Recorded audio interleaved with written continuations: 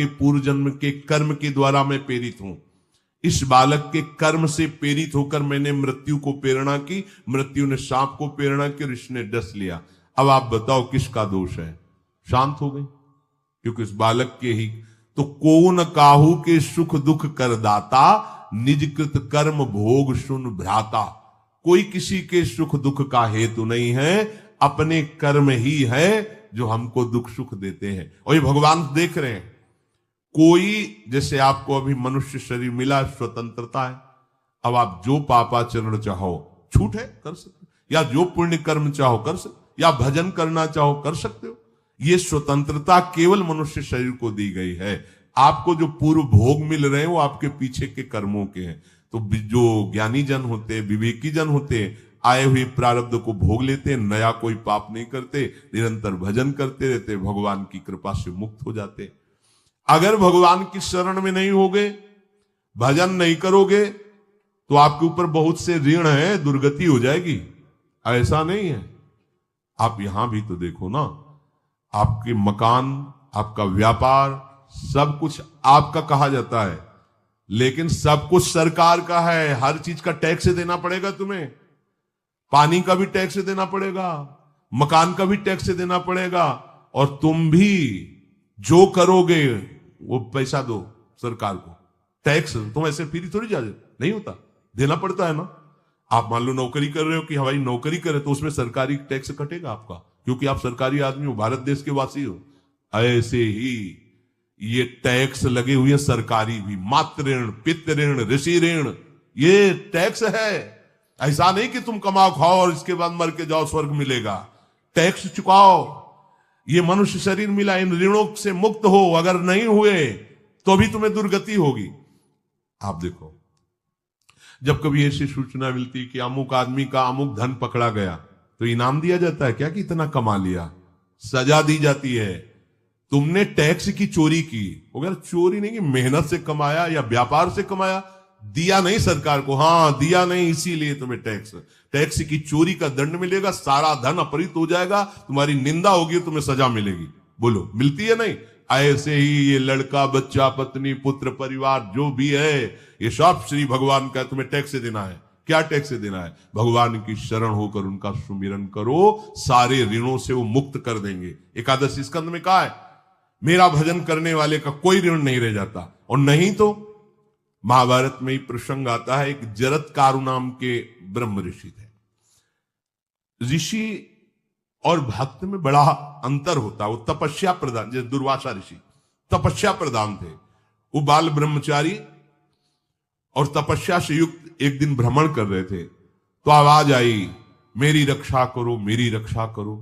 तो उस आवाज की तरफ बढ़े तो देखा कुएं में उल्टा लटके हुए हैं बहुत से ऋषि, और एक केवल तंतु है, एक केवल तंतु है जिसमें दो चूहे लगे हुए उसको भी काट रहे हैं, एक काला और एक श्वेत।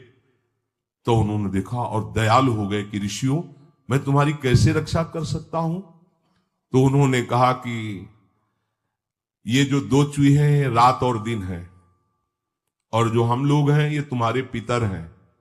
ये चूहे तुम्हारी आयु को काट रहे हैं, एक तंतु हमारे कुल में केवल तुम ही हो, और तुमने तपस्या की ठान ली, ब्याह किया नहीं, गृहस्थ धर्म में गए नहीं, पुत्र हुआ नहीं, तो तपस्या में, भक्ति में एक दम है कि सब ऋणों से मुक्त कर देगी। ये बात ध्यान रखना, तपस्वी अलग है, भक्त अलग। इसलिए पीछे चर्चा आई थी कि तपस्वियों से भी अधिक, ज्ञानियों से भी अधिक, कर्मकांडियों से भी अधिक वो मेरा भक्त योगी होता है।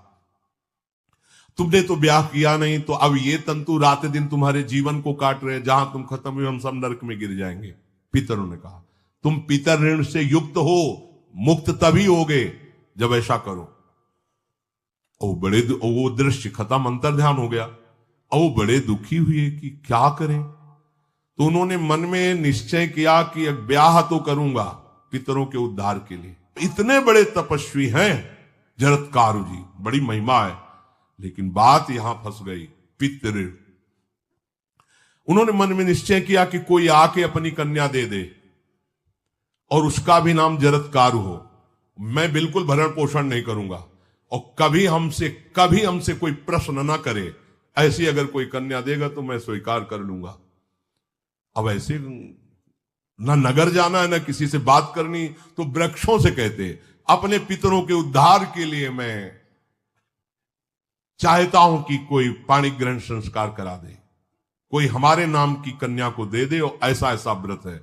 ऐसा ही बोल रहे थे, वासुकी नाग उपस्थित हो गए और उनकी बहन का भी नाम जरत्कारु था।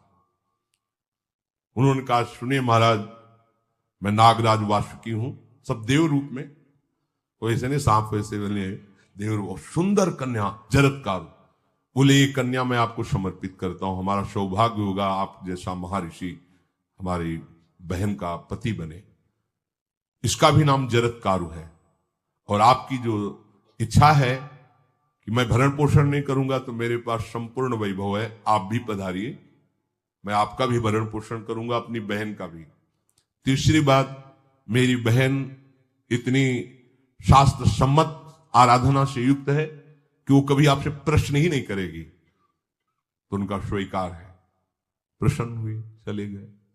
काफी समय तक उनके महल में रहे। एक दिन जरत्कारु अपनी जरत्कारु पत्नी की गोद में सर रख कर ऐसे लेटे हुए थे, सो गए।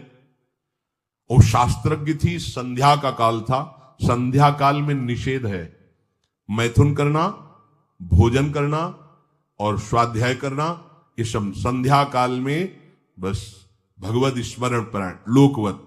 लेकिन हमारे यहां महारानी जी की संध्या आरती और संध्या भोग लगने के बाद ये इसीलिए वृंदावन धाम इसका कहीं भी ये वेदान्नपि संन्यस्त, वेदों से भी ऊपर उठी हुई रसमयी रसोपासना है, प्रियालाल की महल है। ये जगत सिद्धांत नहीं है, ये जगदीश का भी सिद्धांत नहीं है, ये प्रेम सिद्धांत है। वृंदावन नित्य विहार रस है, इसलिए इसको बीच में बता देते हैं कहेंगे दूसरे को तो, और यहां शाम के तो भोग ही लगता है, गान बजान होता है, बकाया सिद्धांत है। आंख मूंद करके या तो गायत्री जप या जो गुरु मंत्र चुपचाप शांत भाव से जपे, ऐसा। अब वो इस चिंता में थे कि मेरे पति का धर्म जा रहा है, और मैंने आज तक कुछ बोला नहीं अपने पति से, अगर बोलती हूं तो हो सकता है ये नाराज हो जाए और छोड़कर चले जाए। अगर मुझे छोड़ देते हैं और इनका धर्म बचता है तो ये ठीक बात रहेगी। कितनी विवेकवान है। अगर ये सोते रह गए और सूर्य अस्ताचल को चले गए तो इनका धर्म लोप हो जाएगा, ये मैं होने नहीं दूंगी, अपने पति का धर्म लोप नहीं होने। और वो उस समय भी केवल एक लंगोटी लगा के रहते थे, अस्थिमात्र हो रहे शरीर, वहां भी ऐसा नहीं कि दूल्हा बन करके सज, नहीं, वैसे ही केवल पितरों की तृप्ति के लिए उन्होंने बात स्वीकार की थी। उन्होंने कहा, महाराज उठिए, संध्या का समय है, शास्त्र निषेध करता है इस समय सोना नहीं चाहिए, नहीं आपके धर्म का लोप हो जाएगा। महाराज उठिए, सूर्य अस्ताचल को बस पहुंचने ही वाले हैं, उठिए। उठे एकदम लाल आंख करते हुए, तुमने हमें टोका कैसे, तुमने हमसे प्रश्न कैसे कर दिया, मैं अभी तुम्हारा त्याग करता हूं। बोले, स्वीकार है, आपके धर्म का लोप ना हो। कहीं सूर्य अस्ताचल को चले गए, आपने अर्घ नहीं दिया तो जीवन भर की आपकी उपासना में कलंक लग जाएगा कि आपने संध्या काल में शयन करते हुए सूर्य आराधना नहीं की, आपके धर्म का लोप हो जाए। बड़ा सूक्ष्म धर्म का विषय। तो उनका सूर्य की ताकत कैसे कि मैं सोता रहूं और वो अस्ताचल को चले जाए, ऐसे महात्मा थे।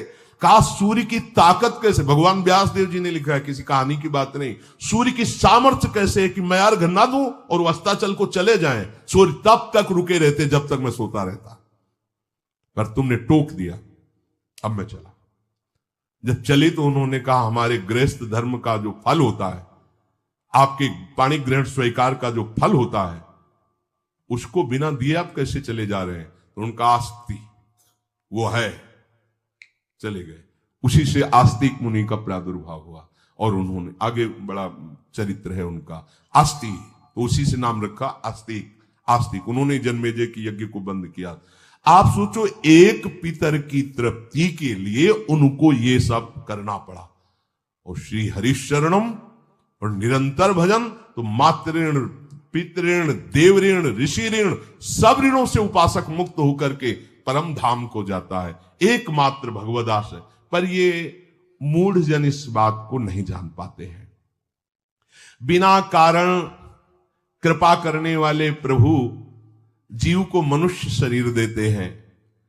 ये मनुष्य शरीर अंतिम शरीर है, अगर इसमें नहीं बना तो फिर चले जाओगे 84 लाख योनियों के चक्र में।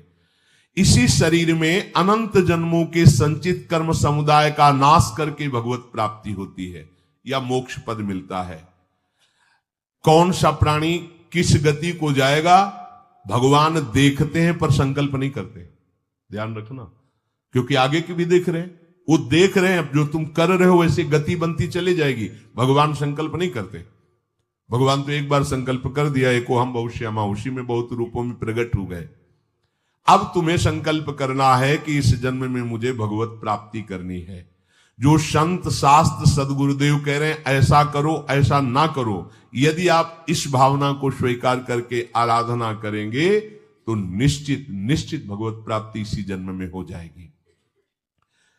प्रभु केवल तुम्हें निमित्त बनाना चाहते हैं, कल्याण तो वही करेंगे। जैसे अर्जुन से कह रहे हैं भीष्म